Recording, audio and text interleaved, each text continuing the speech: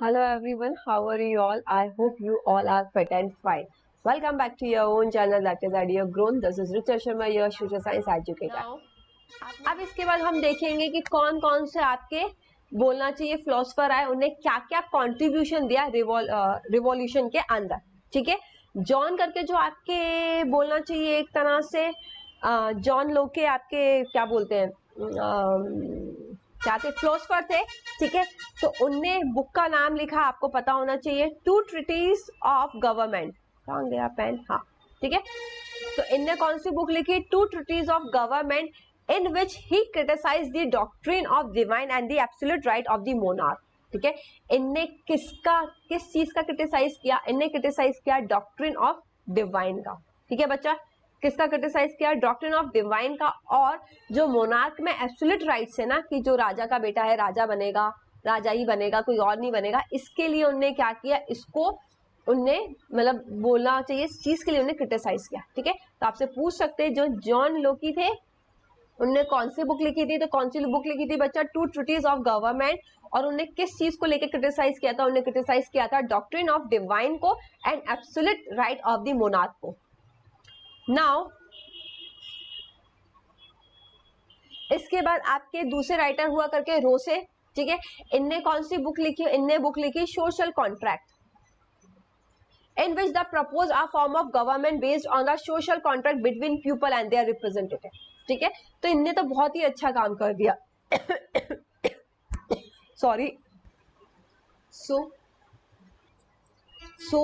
जो आपके second philosopher हुआ करते थे जिनका नाम था रूसो करके, उनने कौन सी बुक लिखी? उनने लिखी सोशल कॉन्ट्रैक्ट. ठीक है, उसके अंदर उनने बताया कि in which he propose a form of government based on the social contract between people and their representative. ठीक है, इन शॉर्ट हम बोल सकते हैं उन्होंने डेमोक्रेसी के बारे में बताया, या उन्होंने ये चीज बोली कि सिर्फ मोनार्की सिस्टम नहीं चलना चाहिए. राइट. नाउ थर्ड जो हुए आपके मॉन्स्टिक्यू करके आए, आपके एक और फिलोसफर थे ये आपके. इनकी बुक का नाम क्या था? The spirit of the law. Okay, वैसे तो फ्रेंड्स के बहुत सारे आपके फिलोसफर हैं जो कि बहुत फेमस हैं, जो कि उनकी पूरी बातें, उनकी जो फिलोसफी है वो पूरी वर्ल्ड के अंदर फेमस है. बट आपके एनसीईआरटी के ये 3 दिए गए, इनको आपको तीनों को अच्छे से पढ़ना है बच्चा. इसके ऊपर कोई भी एक क्वेश्चन आ सकता है एमसीक्यूज का आपका. ठीक है, तो ये जो थर्ड वाले थे मॉन्स्टिक्यू, इनने क्या लिखा? इनने एक और बुक लिखी जिसका नाम था the spirit of the law, in which he propose a division of power. इनने क्या बताया? सोचो, उस टाइम पे इनने डिवीजन ऑफ पावर की बात कर दी. उन्हें बोला कि हमारे वहां भी क्या होना चाहिए? पावर्स को डिवाइड होना चाहिए, जिसके कारण किसी एक के हाथ में पावर ना रहे. ओके, तो जब पावर डिवाइडेड होंगी तो चीजें भी क्या रहेंगी? बैलेंस रहेंगी. ओके, तो ये हमने 3 फिलोसफर के बारे में पढ़ा. राइट. जो पहले थे आपके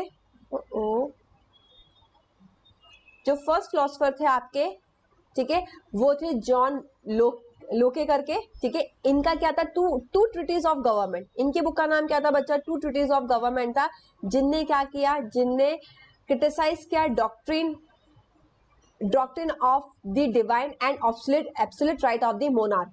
ठीक है, मतलब उन्हें साफ साफ बोल दिया कि हमें जो राजा है उसको भगवान की तरह, डिवाइन की तरह नहीं पूजना चाहिए. हमें क्या करना चाहिए? हमें बाकी की जो चीजें उसके ऊपर भी ध्यान देना चाहिए. मतलब जो राजा कह रहा है वो सही है ये बात, मतलब अगर उसने कोई बात कही है वो सही हो ये जरूरी नहीं है. ठीक है, अगर कोई चीज मतलब कोई चीज उसने गलत की है तो हमें उसके बिहाफ क्या करना चाहिए?